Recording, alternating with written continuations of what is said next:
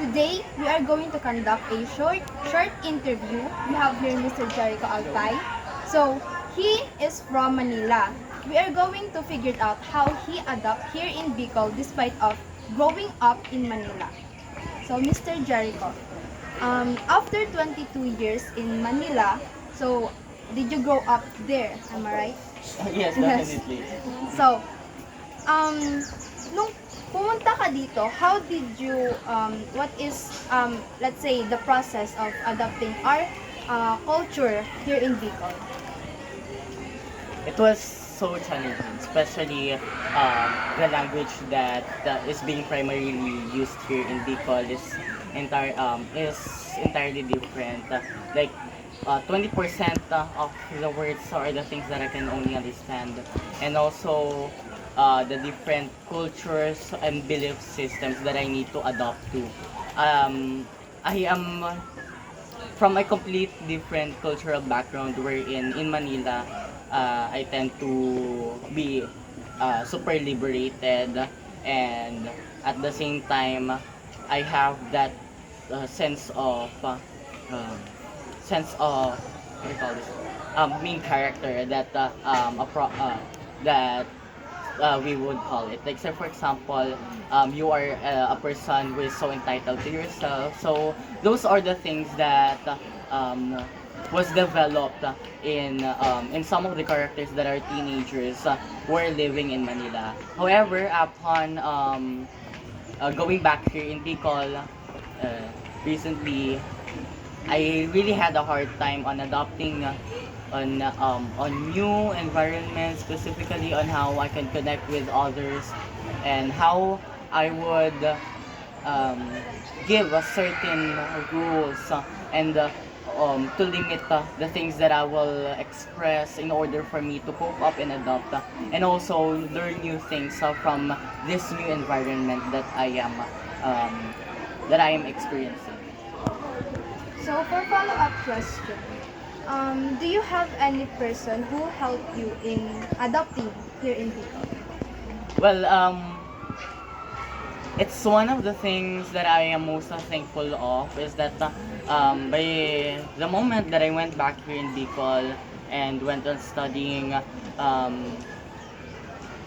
the culture here, the culture of every Bicolanos here is very helpful, especially for individuals like me who came from a different background.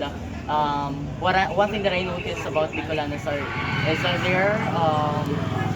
they're so innocent and also friendly and allowing me to socialize, connect more easily with them despite of language barriers, despite of different beliefs, despite of any other differences that as um, me as someone who grew up in Manila, being here in Bicol. So despite of those differences, I was able to easily adopt because of the friendly characteristics of Bicolano.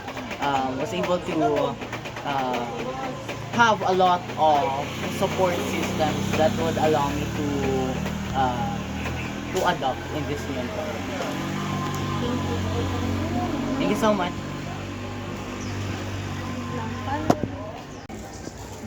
There you go, everyone. So that concludes our interview. So by the way, before we end this video, let's reflect on the things that we've learned. By the way, I am also a part of Group One.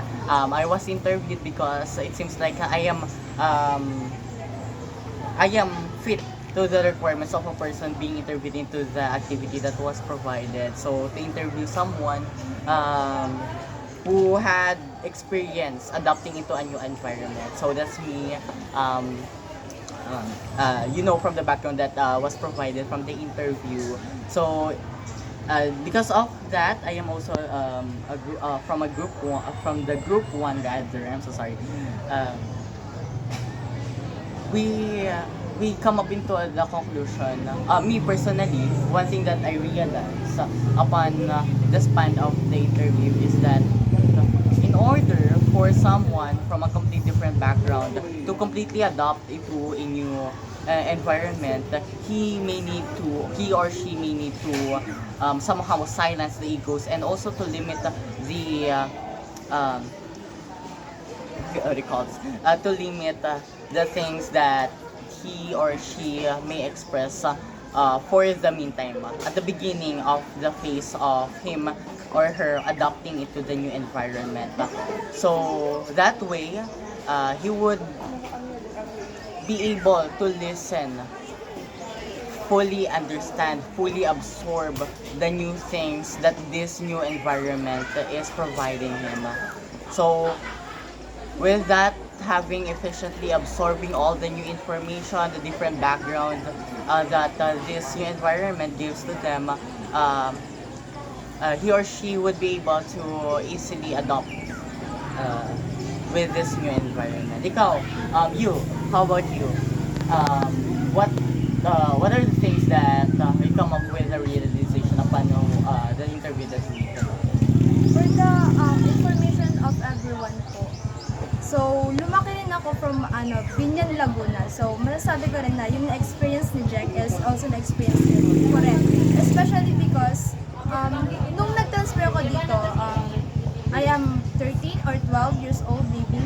So it is very difficult for me to adapt to a new environment. Kasi at that time, parang, syempre sa Manila, palagi yung mga bata doon is nakakulong lang sa mga bahay, syempre. But, nang pumunta ako dito, I can see how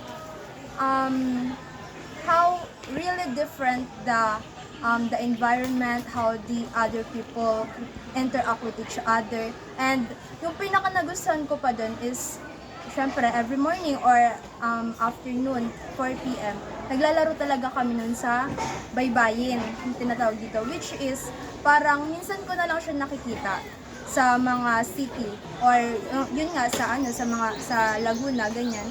So masasabi ko na if you really want to learn the cultures and to understand the cultures of others, dapat ikaw mismo sa sarili mo is maging open sa pagbabago na yun. Because opening yourself is like, yun, di ba tayo talaga, normally sa atin, kapag hindi natin naiintindihan yung isang bagay or konsepto, mas maraming gumugulo sa atin or mas parang nag-overthink tayo dun sa mga mangyayari. But if kung ma-accept mo or ready ka kung ano dun sa mga pagbabagong mangyayari within yourself, dun parang mas magiging easy na para sa'yo na ma-adapt yung other cultures. That's all. Thank you. Well, I do agree with that. There's really a lot of varying factors on how someone can easily adopt. So I think the main point of it is, or the end goal of it is really, if you encounter yourself into a new completely environment, you have to really play safe.